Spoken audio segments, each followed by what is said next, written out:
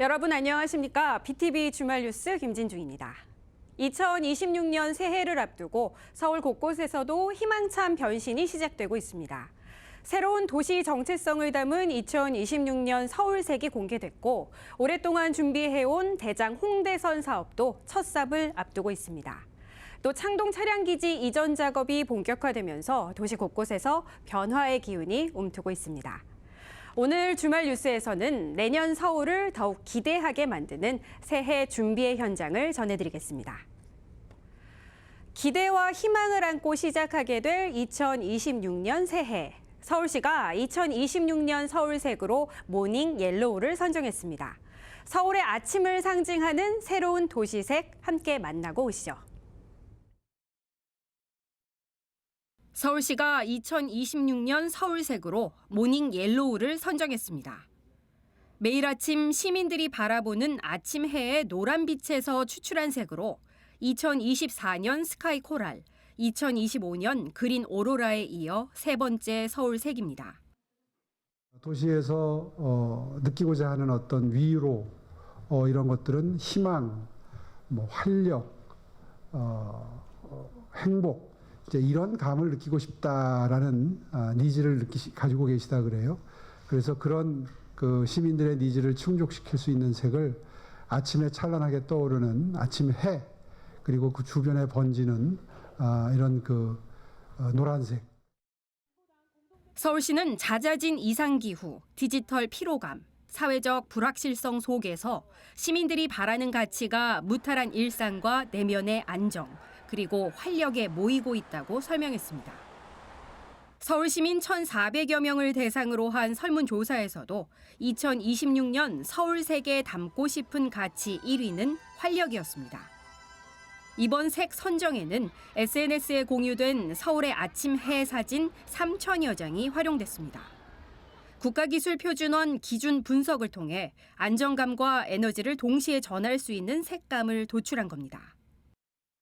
모닝 옐로우라는 그런 색은 저희가 겸재 정선의 그 목욕조대의 색도 좀 추출했고요. 그리고 여러 색을 이제 추출해서 그 합산을 내서 저희가 통계를 낸 것이 오늘 바로 여러분들이 만나시는 모닝 옐로우입니다.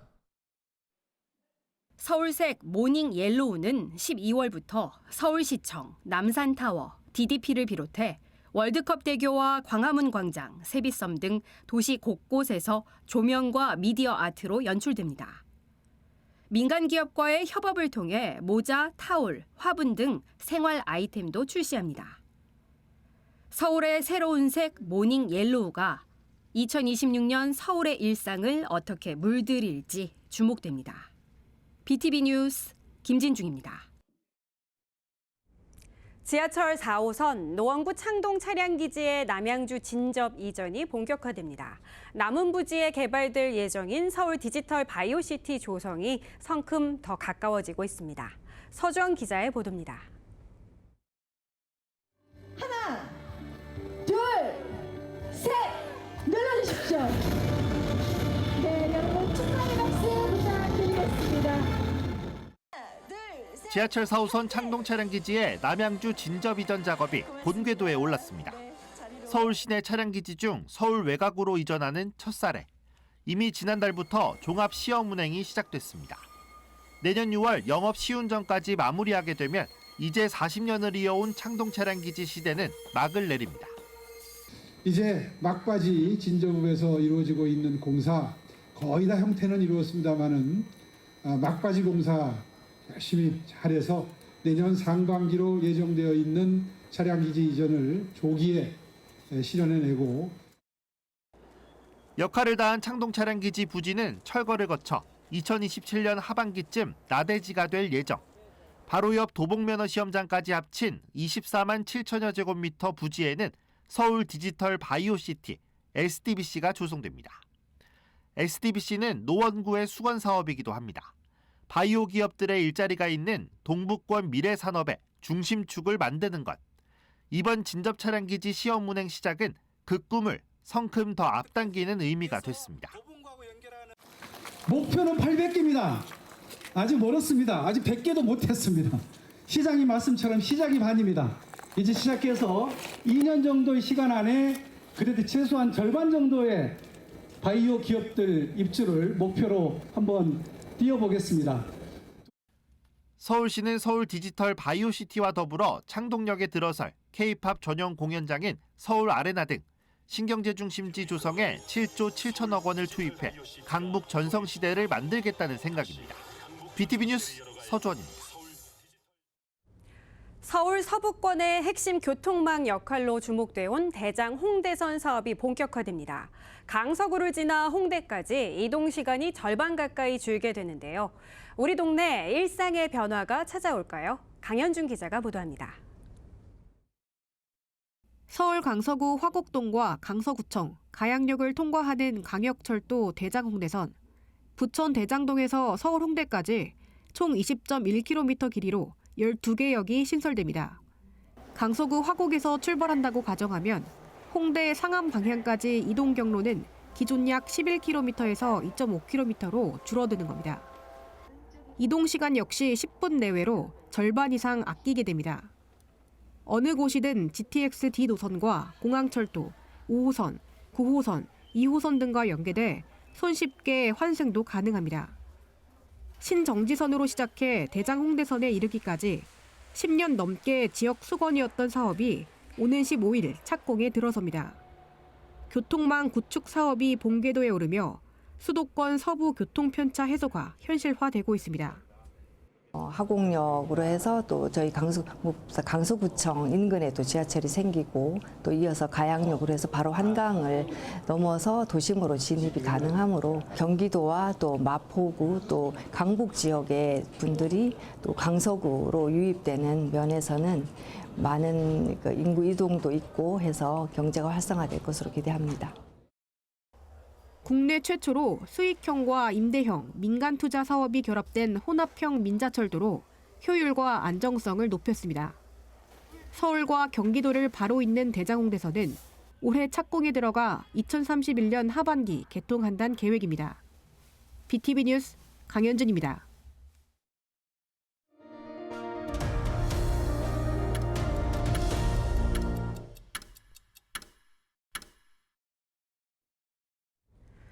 동대문구에서는 GTX 환기구 설치를 반대하는 주민들의 집회가 계속되고 있습니다. 하지만 이런 주민 바람과 달리 GTX 환기구 설치 공사를 위한 펜스가 설치되는 등 공사는 가시화된 상태인데요. 절차상의 문제를 비롯해 행정 신뢰가 흔들리고 있다는 비판이 구의회에서 제기됐습니다. 리포트 보고 오겠습니다. GTX 환기구 설치를 반대하며 구청 앞에 모인 주민들. 주민들은 동북선 환기구에 더해 GTX BC 노선 환기구가 용두공원에 설치돼서는 안 된다며 반대 시위를 시작한 바 있습니다. 동북선 환기구, BC 환기구 합해서 3개입니다. 이게 말이 됩니까? 동네를 말살시키는 거죠. 오염동 아니겠습니까? 우리 주민은 여기에 분개하고 있는 겁니다. 매주 목요일마다 이어지고 있는 주민들의 시위. 하지만 주민들의 바람과 달리 용두공원 주변엔 이미 가림막이 쳐져 있고 현장에선 땅이 울릴 정도의 공사가 이미 진행 중입니다. 인근에 붙은 현수막엔 GTX 환기구 공사가 아닌 임시작업장 공사 현장이라는 아리송한 설명이 달렸습니다.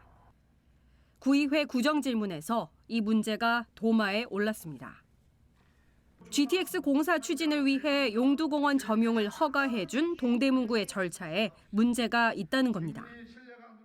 주민이 여가가 수익을 위한 소중한 공원 부지를 임의로 점유하면서도 주민들에게 최소한의 양해조차 구하지 않는 것은 중대한 문제입니다. 주민이 권리를 이렇게까지 가볍게 여기는 행정을 용납될 수 있겠습니까?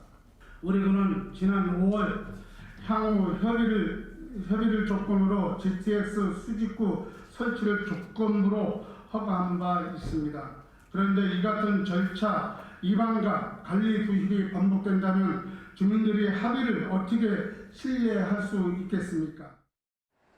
지난 5월 국가철도공단의 GTX 공사 추진을 위한 용두공원 점용을 조건부 승인했던 동대문구. 서정인 의원은 준공 2년 전인 2028년 공원 환경 개선을 추진한다는 것이 협의의 조건이었는데 동대문구는 이에 대한 계획과 전략이 있는 것이냐며 따져 물었습니다.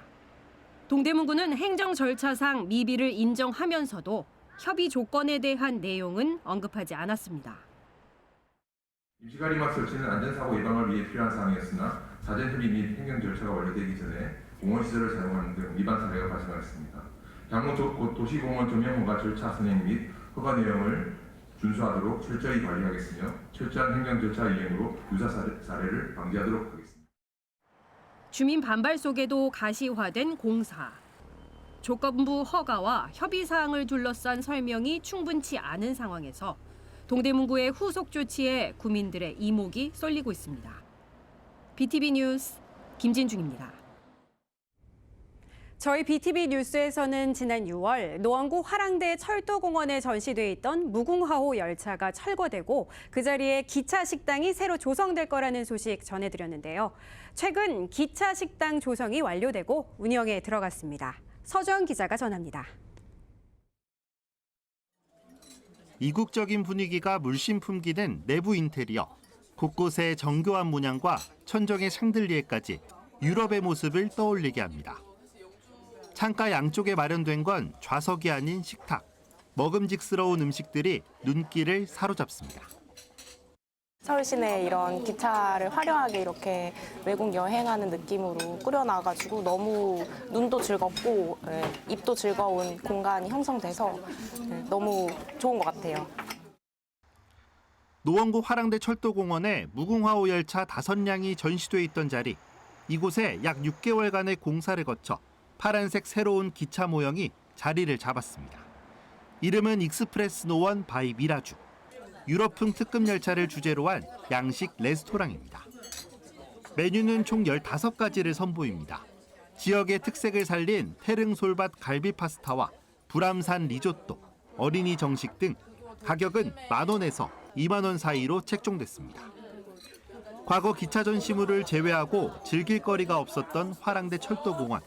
하지만 수년 전부터 카페와 기차 미니어처 박물관 등이 들어섰고 최근 이렇게 식당까지 생기면서 반나절 이상 머무를 수 있는 지역의 대표 여가 공간으로 탈바꿈하고 있습니다.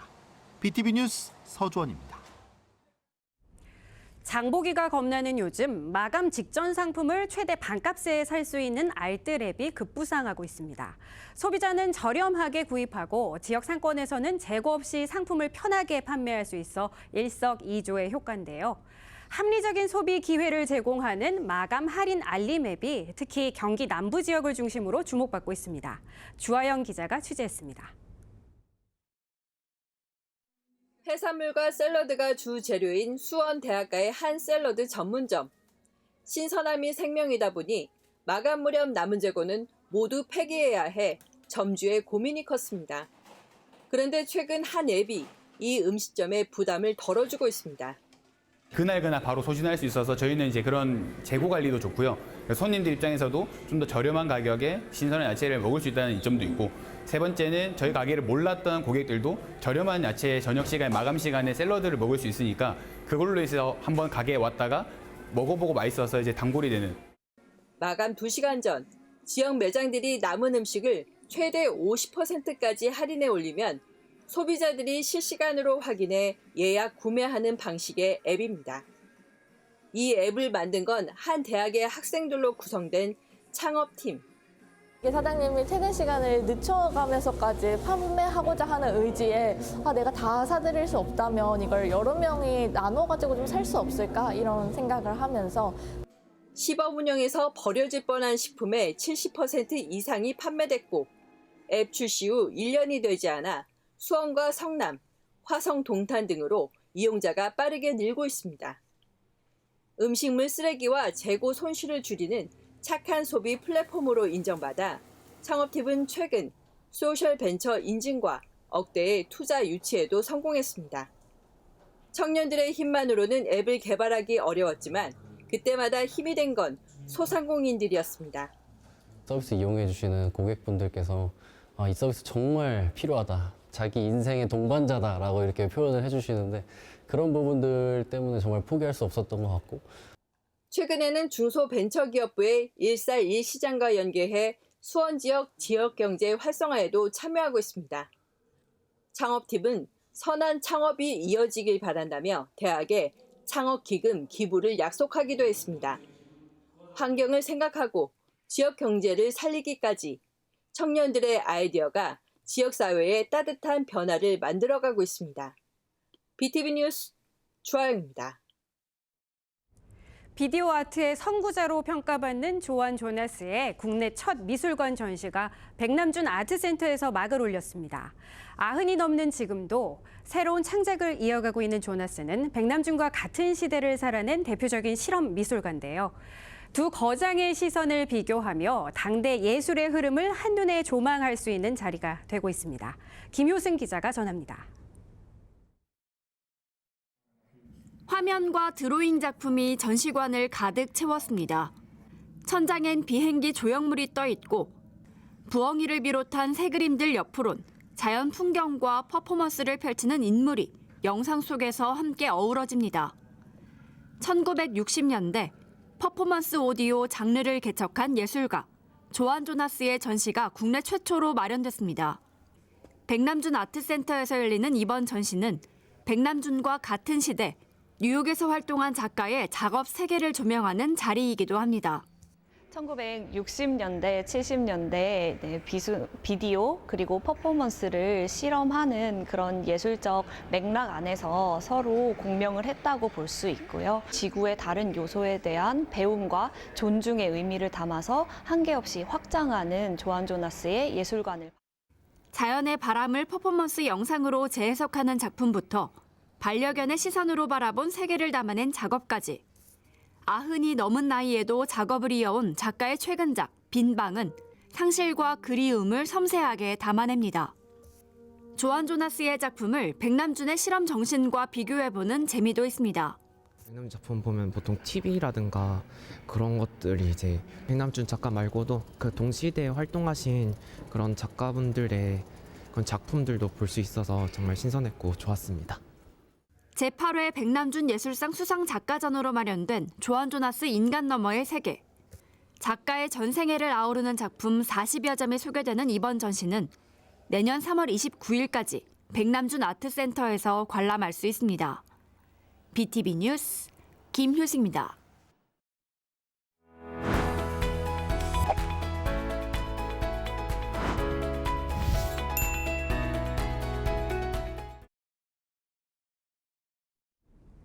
댓글로 보는 시민들의 목소리 댓글 뉴스 시간입니다.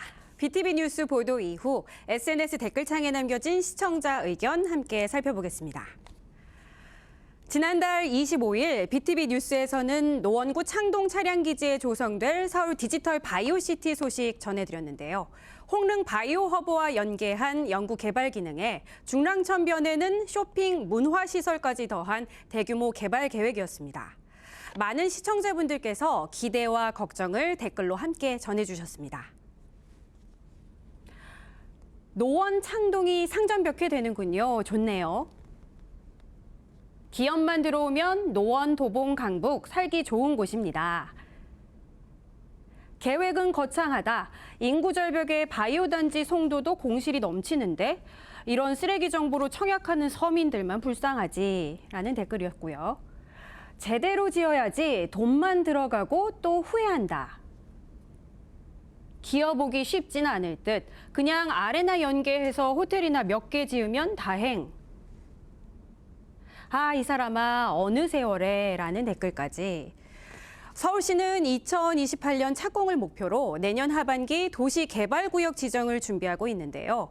댓글 속 기대, 우려 모두 지역 개발이 시민들의 생활과 직결된다는 사실을 느끼게 합니다. 지난달 21일엔 서울의 대중교통 정책의 큰 축인 중앙버스 전용 차로를 주제로 기사를 보도한 바 있습니다. 서울의 전체 100km가 넘는 구간에 설치됐지만 유독 이 중앙버스 전용 차로가 없는 지역이 있었기 때문인데요. 시민들의 궁금증과 공감 어린 댓글도 함께 이어졌습니다. 자, 없어도 되니까 없겠지. 노원구에서 하기에는 길이 너무 좁은데. 없는 지역이 좋은 거다. 일반 차들은 겁나 막힘. 노원구엔 할 만한 곳이 동일로밖에 없는데 거기 버스 중앙차로 설치하는 순간 헬게이트 확정, 그냥 두는 게 나음. 대중교통 정책 하나에도 시민들의 이동 경험 그리고 동네 현실이 고스란히 묻어나는 댓글들이었습니다. 마지막은 겨울 초입, 마음을 따뜻하게 만든 소식이었죠. 동대문구 배봉산 산책길을 꾸며준 이웃들의 손뜨개 온나무 이야기. 조회수 10만 회를 넘기며 수백 건의 온기 어린 댓글들이 달렸습니다. 솜씨가 훌륭하다. 자, 너무 사랑스러운 뉴스입니다. 저도 취재하면서 많이 흐뭇했습니다. 작품도 예쁘고 작품 만든 분들도 너무 따스하고 예쁩니다. 정말 좋은 일 하시는군요. 존경합니다. 저희 동네인데 저거 보자마자 너무 예쁘다고 생각했어요. 손뜨개 보통 일이 아닙니다. 성의와 노동이 있어야 가능한 일이죠. 존경합니다. 예전에는 나무에 집 같은 것으로 둘러싸 놓으면 겨울에 해충이 알을 놓게 됨. 봄에 걷어서 태워버리는 해충 방제용으로 사용했던 것이 생각남. 과거에 했던 것들을 좀 써줬네요. 어떤 사람들은 혐오 현수막을 걸고 또 어떤 사람들은 긍정적인 메시지를 뜨개질해서 나무에 입혀줬네. 이러한 분들로 인해서 사람과 우주가 다시 생명으로 살아납니다. 사람의 손길이 만든 작은 변화가 도시 풍경을 얼마나 따뜻하게 바꾸는지 다시 한번 확인할 수 있었던 댓글들이었습니다. 이번 주 댓글 뉴스, 시민 여러분의 목소리로 도시의 변화와 생활 속 온기를 다시 느낄 수 있었습니다. BTV 뉴스를 보신 후 다양한 댓글과 의견 남겨주십시오. 새로운 방향과 해법을 제시할 여러분의 댓글 기다리고 있겠습니다. BTV 댓글 뉴스였습니다.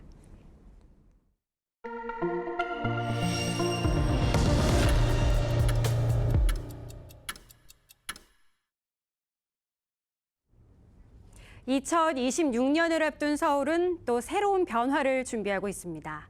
크고 작은 변화들은 시민의 일상으로 이어져 내일의 편리함과 희망으로 돌아오게 될 텐데요. 새로운 색을 입고 새로운 길을 놓고 새로운 공간을 만드는 이 흐름처럼 우리의 삶도 한 해를 마무리하는 지금 조금 더 따뜻하고 밝은 방향으로 나아가길 기대해 봅니다. 행복한 주말 보내십시오. 시청해주신 여러분 고맙습니다.